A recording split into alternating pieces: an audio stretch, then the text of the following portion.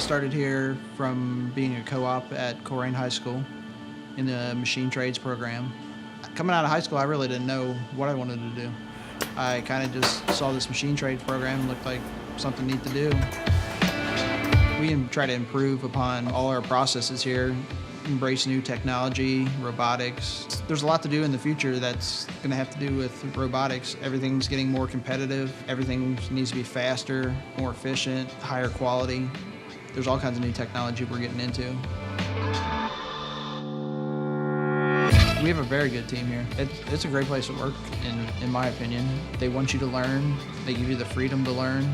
They give you the freedom to fail. Not everything you try is going to work out the first time. It's nice to be able to use your imagination, use your problem-solving skills, not sit at a desk all day. This is definitely not a dead-end job.